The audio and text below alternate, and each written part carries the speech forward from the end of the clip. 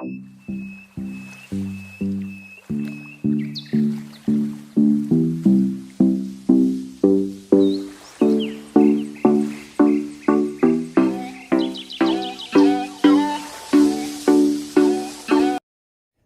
à tous.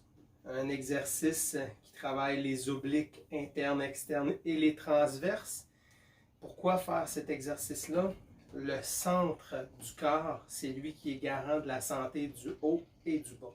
Si vous avez des problématiques de bassin, si vous avez des problématiques de dos au niveau lombaire, que ce soit hernie, entorse lombaire, c'est certain que cet exercice-là, c'est un bon exercice, mais c'est un exercice qui risque de vous rempirer si vous êtes présentement en douleur. Donc, je vous demande de respecter votre état de santé et s'il faut, de consulter un professionnel de la santé pour vous assurer de bien faire l'exercice et aussi de valider si pour le moment, cet exercice-là, il n'y aurait pas des variantes qui vous permettraient de le faire sans augmenter ou sans créer des dommages supplémentaires. Parce que tous les exercices qui sont bons ne sont pas nécessairement bons aujourd'hui, présentement, en fonction de votre condition de santé. C'est important de le respecter.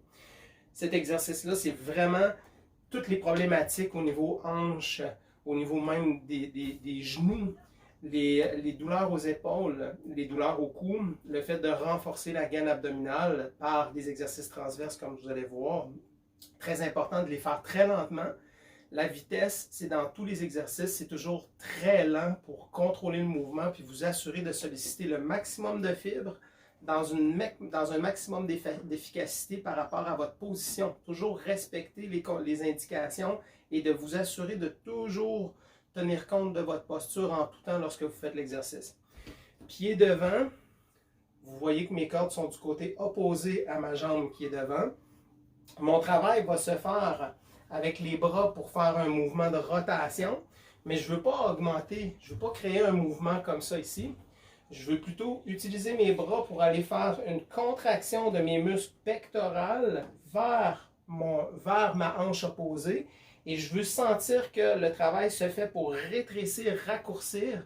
Et j'utilise ma respiration pour aller créer un gainage au point de vue final, dans la position finale. Et je maintiens quelques secondes pour revenir et faire un étirement pour aller recontracter, mettre en tension, toujours en utilisant ma respiration. On le fait à raison de 1 à 3 séries de 8 à 20 répétitions. Toujours respecter le fait que si après 5, vous n'êtes plus capable, vous arrêtez. Et j'essaie de me placer pour quand même avoir une résistance. Si je pars ici, je ne vais pas avoir la même résistance que si je m'éloigne. Je vais juste éloigner ça ici pour regarder face à la caméra. Donc si je m'éloigne, je crée déjà une tension.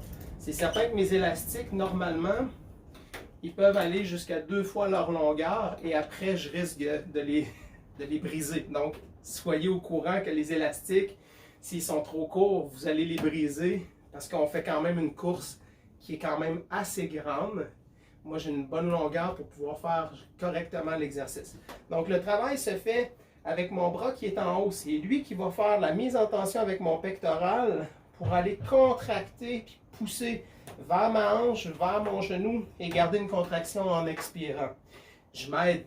C'est certain que je vais aider avec le bras pour aller faire une extension. Ceux qui connaissent le canot, on fait du canot, du kayak. Par contre, si je fais du kayak, je pousse avec mon bras et ensuite je termine en poussant avec l'autre bras. C'est le même principe pour ceux qui connaissent le mouvement de canot-kayak. Si vous ne le connaissez pas, c'est la technique à utiliser. Normalement, je pousse avec mon bras pour créer une extension et mon bras au-dessus, il va pousser vers l'avant si je ferais du kayak, mais pour l'exercice ici, c'est vers mon genou. Et je reviens. J'inspire, expire. Mise en tension à la fin, je veux sentir toutes mes côtes se contracter du côté opposé. Je peux même avoir des douleurs dans la hanche qui veulent se contracter. Là où est-ce que vous avez des problématiques, vous allez le sentir. Si vous avez une hernie ou une problématique vertébrale, vous risquez de sentir que votre dos veut barrer. C'est à vous d'aller moins loin et juste de trouver la zone de confort qui vous permet de faire l'exercice sans endommager la région qui est déjà problématique. Et on le fait 8 à 12 fois. En utilisant la respiration, j'expire. J'amène ma hanche qui est ici. Je veux faire contracter. Je veux tout amener mes organes à se contracter vers ma hanche de la jambe qui est devant. Et je reviens. Inspire. Expire. Prends une pause. Contracte. Viens contracter ton pectoral dans la direction vers le bas, vers le genou et la hanche. Contracte ton bas du ventre. Redresse ton dos. Force pas pour courber. Reste toujours ton dos droit. Et on revient. Expire. Contracte. Comme là, moi, j'ai une hernie. Et lorsque je fais cet exercice-là, j'ai une douleur qui n'est pas agréable et je connais mes limites. Je sais où aller.